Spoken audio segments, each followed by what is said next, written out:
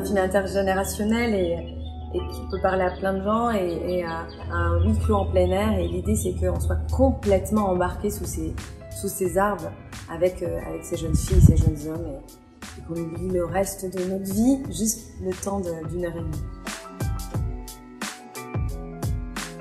Une évidence pour moi, je voulais faire du cinéma déjà très très jeune et puis réalisatrice, c'était une façon de pouvoir m'exprimer. J'avais des choses à dire, à montrer et j'avais une vision du monde que j'avais envie de partager.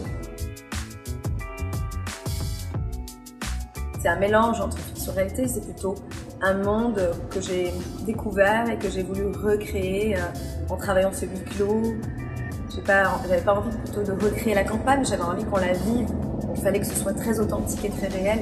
Et c'est pour ça que j'ai travaillé avec des non-acteurs et avec un décor totalement naturel, sans lumière, sans machinerie, simplement une caméra et deux perches.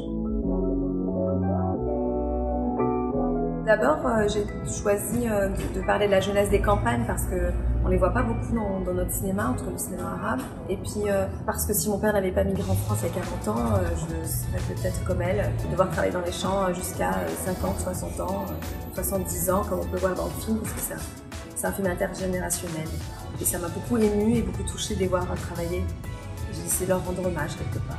D'ailleurs, ce film, ce qui est très drôle, c'est que je préparais un autre film sur des jeunes de la campagne qui créent une radio. Et au moment où je mettais des posters devant le lycée, j'entends la voix de Fidé, qui va devenir une des héroïnes du film. Et j'entends sa voix, je me retourne, je vois cette lumière, cette boule d'énergie. Et je lui demande de venir au casting. Et elle me raconte sa vie et je change le film pour elle. Donc c'est assez incroyable. Et je me laisse aussi porter, ça peut changer. Sensation à la fois mélancolique et nostalgique de ce lien qu'on pouvait avoir avant, qu'on a encore dans la campagne, mais qu'on a perdu un petit peu dans la ville, disons. Et puis, oui, cette sororité, cette solidarité, et cette question du destin commun. A-t-on un destin commun ensemble à construire?